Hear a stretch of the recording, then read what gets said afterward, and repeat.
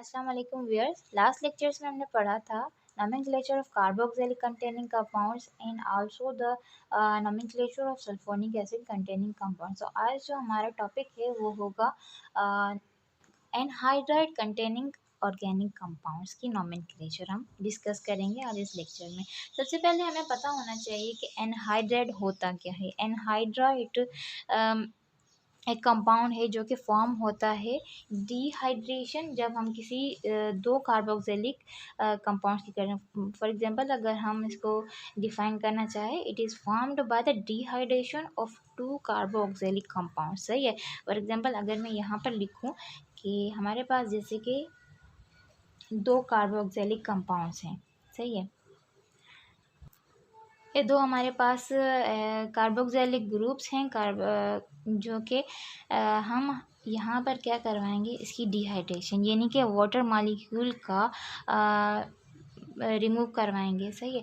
Water molecule का remove कराएंगे। For example ये हमें पता है वाटर मॉलिक्यूल क्या होता है, H2O। सही है। हम जब इसमें रिमूव करवाएंगे तो यहाँ पर क्या होगा, कार्बन के पास एक वैलेंसी कम हो जाएगी तो ये इससे जाकर अटैच हो जाएगा। सही है। तो जो कि फॉर्म होगा, जब वाटर मॉलिक्यूल लीव आउट हो जाएगा तो यहाँ पर फॉर्म हो जाएगा एनहाइड्रेट। सही है। Formation of anhydride is done by the dehydration of water molecule. अब हमें पता चल गया कि एनहाइड्रेट होता क्या है। हम देखते हैं इसकी नोमेनक्लेचर को देखते हैं। तो नोमेनक्लेचर में फॉर एग्जांपल अगर हम इसको सुफिक्स इसकी लेना चाहें, एनहाइड्रेट को जब हम लेंगे एज अ सुफिक्स सेकेंडरी तो क्या लिखेंगे,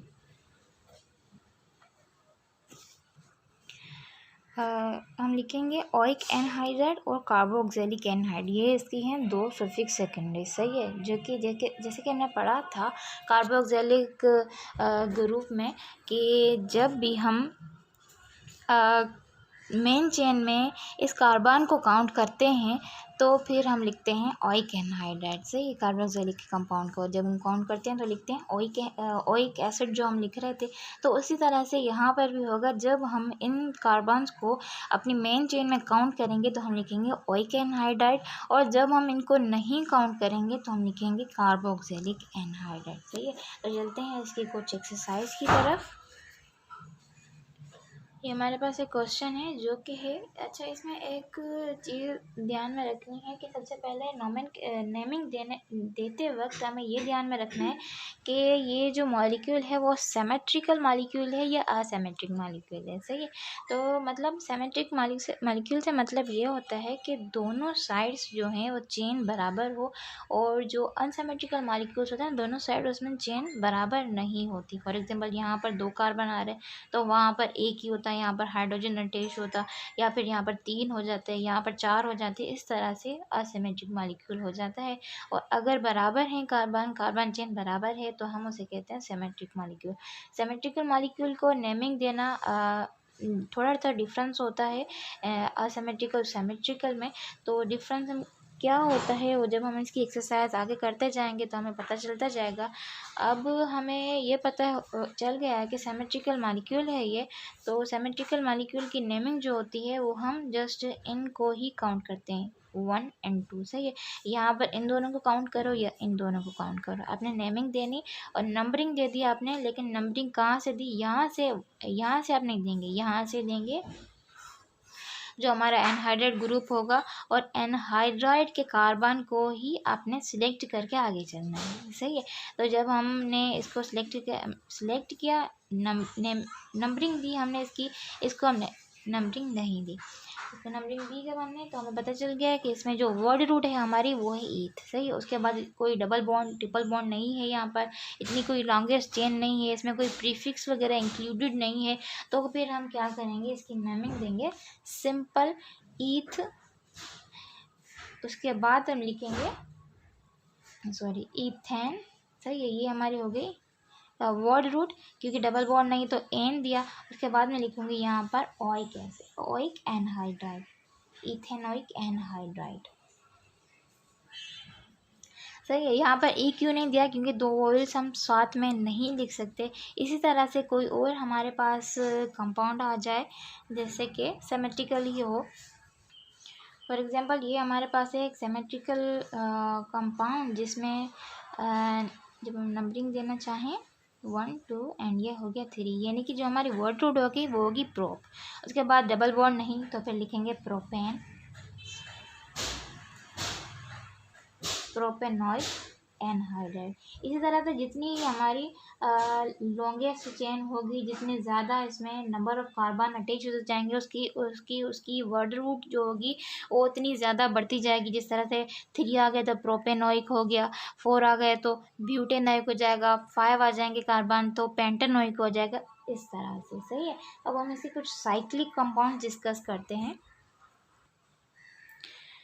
जैसे कि ये हमारे पास है एक साइक्लिक कंपाउंड है। साइक्लिक कंपाउंड में एनहाइड्राइड ग्रुप भी प्रेजेंट है। अगर हम इतना देखना चाहें कि ये एनहाइड्राइड ग्रुप इसमें अटैच है, उसके बाद ये दोनों किससे अटैच हैं, ऐसी चेन से अटैच है दो के आपस में मतलब कि जुड़ी हुई है। तो यानी कि ये साइक्लिक कंपाउंड हो गया। अब हमने इसकी नंबरिंग किस तरह से देनी है, तो नंबरिंग हम स्टार्ट करेंगे किसी भी, यहाँ से स्टार्ट करें, यहाँ से कोई इफेक्ट नहीं पड़ता ये, तो मैं यहाँ से स्टार्ट कर रही हूँ 1 2 3 एंड ये हो गया 4। सही है, 4 हो गया। उसके बाद हमारी हम देखेंगे कि हमारी क्या आ गई वर्ड रूट, वो है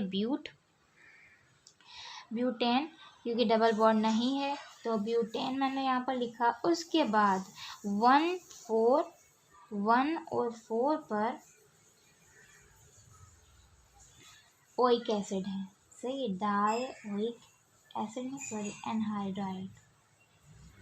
ये साइक्लिक कंपाउंड का नेमिंग देने की एक मतलब ट्रिक है, एक तरीका है। इसको हम नेमिंग किस तरह से देते हैं, किसी भी कार्बन से आप जाएं, एनहाइड्राइड के किसी भी कार्बन से आप उसकी नंबरिंग करें। उसके बाद आप देखेंगे वर्ड रूट क्या है, वर्ड रूट आप लिखें। अगर कोई प्रीफिक्स अटैच है तो आपने पहले प्रीफिक्स लिखनी है, उसके बाद सफिक्स प्राइमरी है यानी कि डबल बॉन्ड और ट्रिपल बॉन्ड आ जाता है तो आपने वो लिखना है। उसके बाद आप क्या करेंगे, जिस भी नंबर पर ये आपके कार्बोनाइल ग्रुप आ रहे हैं, यानी कि जो भी कार्बोनाइल ग्रुप हम उससे कहते हैं सी डबल बॉन्ड हो। सही है, जो भी ये होते हैं कार्बोनाइल ग्रुप आ रहे हैं वो हमारे वो कौन से नंबर पर आ रहे हैं, होंगे तो दो ही क्योंकि ये एनहाइड्राइड है, लेकिन कौन से नंबर पर आ रहे हैं, आइए ये 1 4 पर आ रहे हैं, 1 3 पर आ रहे हैं, 1 6 पर आ रहे हैं, तो हम वो लिखेंगे। सही है, तो मैंने यहाँ पर लिखा क्योंकि दो होते हैं कार्बोनाइल तो डाई ओइक एनहाइड्राइड। सही है। अच्छा, अब हम इसकी डिस्कस करते हैं नेमिंग ऑफ अनसिमेट्रिकल एनहाइड्राइड। अच्छा जी, अब ये एनहाइड्राइड की जो स्पेसिफिकेशन है जिसमें आता है अनसिमेट्रिकल एनहाइड्राइड की नेमिंग करना है, तो हम नेमिंग किस तरह से करेंगे। सबसे पहले हमने देखना है कि इसमें एनहाइड्राइड प्रेजेंट है या नहीं। तो ये देखें, यहाँ पर एनहाइड्राइड ग्रुप हमारा प्रेजेंट है। सही है, लेकिन क्या हो रहा है यहाँ पर कि एक साइड में एक कार्बन अटैच है और दूसरी साइड में 2 कार्बन अटैच हुए। सही है, तो अब हमने नेमिंग किस तरह से देनी है, क्योंकि हमने तो पहले ये पढ़ा था कि सिमेट्रिकल मॉलिक्यूल पढ़ा था जिसमें था कि एक ही साइड को नंबरिंग देकर फिर हम उसकी नेमिंग कर रहे थे, उसकी वर्ड रूट लिख रहे थे, काउंसिलर उसकी वर्ड रूट को कर रहे थे। लेकिन क्या हो रहा है कि इसमें दोनों साइड अलग अलग कार्बन चेन है, तो अब हमने किस तरह करनी है। तो सबसे पहले इसमें मेन बात ये याद रखनी है कि हमने अल्फ़ाबेटिक ऑर्डर को फॉलो करना है। सही है, अल्फ़ाबेटिक ऑर्डर को इस तरह से फॉलो करना है, यानी कि वर्ड रूट में जो हमारे मीथेन इथेन प्रोपेन ये जो आते हैं वो हमने देखना है कि सबसे पहले कौन से आते हैं। सही है, तो एक साइड हमारी होगी वर्ड रूट की 1 और 2, ये होगी ईथ और ये होगी प्रोप। सही है, तो ई पहले आता है तो यानी कि ईथ पहले आएगा, प्रोप बाद में आएगा।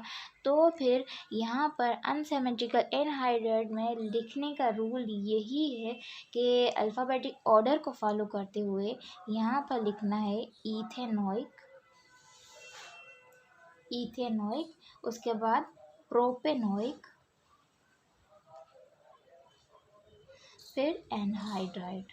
सही है, यानी कि ये दोनों जो साइड्स हैं उसमें ओइक लगाना है, क्योंकि हमने कार्बन यहाँ पर इंक्लूड किया है अपनी चेन में। तो फिर हमने लिखा इथेनोइक, प्रोपेनोइक, एनहाइड्राइड। सही है। तो यहाँ पर लेकिन देखिए लाजमी नहीं है कि यहाँ से ही आपने इथेन लिखा है तो फिर अब आपने यहाँ पर ही मतलब कुछ करना है, लेकिन नहीं, आपने यहाँ पर भी अगर अल्फ़ाबेटिक ऑर्डर को फॉलो करते हुए यहाँ अगर ईथेन आ जाता है, प्रोपेन यहाँ पर आ जाता है, तो फिर हम उसको ही फॉलो करेंगे, यानी कि इथेनॉइक, प्रोपेनॉइक, एनहाइड्राइड। सही है। और ईथेन, ये वाले एन क्यों लिखा है मैंने, एन इसलिए लिखा है क्योंकि यहाँ पर डबल बॉन्ड ट्रिपल बॉन्ड नहीं है, तो फिर एन यूज़ होगा हमारी सफिक्स प्राइमरी में। सही है। उसके बाद कुछ एक और क्वेश्चन करते हैं प्रीफिक्स के साथ। ए मॉलिक्यूल है हमारा जिसमें क्या है, असिमेट्रिकल है। सही है। अनसिमेट्रिकल मॉलिक्यूल है जिसमें एक साइड पर तो चेन है लेकिन दूसरी साइड पर क्या हो रहा है कि प्रीफिक्स अटैच है और कार्बन चेन जो है वो भी शॉर्टर है। तो यहाँ पर हम पहले देखेंगे 1 2 3 कार्बन हो गए, एक प्रीफिक्स इसकी हो गई, प्रीफिक्स कौन सी है, मिथाइल है। सही। उसके बाद यहाँ पर नंबरिंग दें हम, तो ये हो गई इसकी वर्ड रूट ब्यूटेन होगी, क्योंकि इसमें कोई डबल बॉन्ड नहीं है तो फिर ब्यूटेन हो गई। अच्छा, उसके बाद हम इसकी नेमिंग किस तरह से करेंगे, कौन सा वे होगा इसको नेमिंग देने में, तो वही जो होगा हमारा अल्फ़ाबेटिक ऑर्डर को फॉलो करते हुए, यानी कि ब्यूटेन पहले आता है तो फिर मैं यहाँ पर लिखूँगी ब्यूटेन। सही है। ब्यूटेनॉइक, ब्यूटेनॉइक। उसके बाद मैं लिखूँगी यहाँ पर ये जो हमारे वर्ड रूट है वो है प्रोप है, क्योंकि बी पहले आता है पी बाद में आता है, तो फिर इसलिए मैंने लिखा बी पहले लिखा, पी अब मैं बाद में लिखूँगी। उसके बाद प्रीफिक्स मैंने क्यों यहाँ पर नहीं लिखी, क्योंकि प्रीफिक्स इसकी है, इस साइड की है, तो फिर प्रीफिक्स उसी साइड में ही ऐड करके लिखेंगे। अगर मैं यहाँ पर ऐड करके लिखती, सबसे पहले प्रीफिक्स लिखती, तो फिर क्या हो जाता कि नेमिंग ही हमारा मॉलिक्यूल ही चेंज हो जाता, पता नहीं चलता कि ये मॉलिक्यूल किस तरह का है। सही है। तो मॉलिक्यूल ही चेंज हो जाता है हमारा सिर्फ हमारी नेमिंग से। तो फिर क्या करना है, जो प्रीफिक्स जिसकी होगी उसके साथ ही हमें लिखनी है, लेकिन क्या होगा कि अल्फ़ाबेटिक ऑर्डर को फॉलो करते, तो अल्फ़ाबेटिक ऑर्डर में ब्यूटेन पहले आ जाता है और प्रोपेन बाद में आता है, तो फिर मैंने यहाँ पर लिखा ब्यूटेनॉइक। उसके बाद 2 पर है मिथाइल प्रीफिक्स, 2 मिथाइल। सही है। मिथाइल, फिर क्या है जो वर्ड रूट है हमारी प्रोपेनॉइक।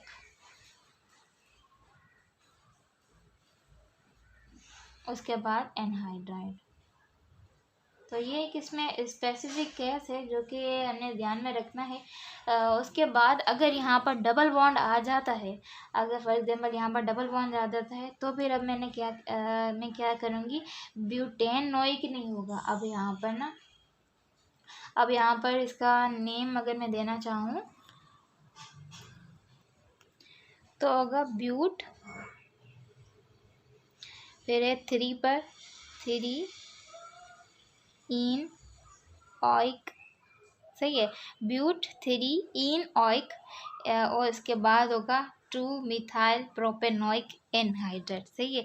तो ये कुछ स्पेसिफिकेशंस हैं इसकी कुछ, तो आप जिसमें जितने ज़्यादा इसकी प्रॉब्लम सॉल्व करेंगे, जितनी एक्सरसाइज की करेंगे, जहाँ पर भी आपको मिले आप इसको सॉल्व करें ताकि आपकी इसमें ग्रिप पड़ सके। तो ये आज तक का हमारा लेक्चर था जिसमें हमने पढ़ा nomenclature of anhydride. Thank you.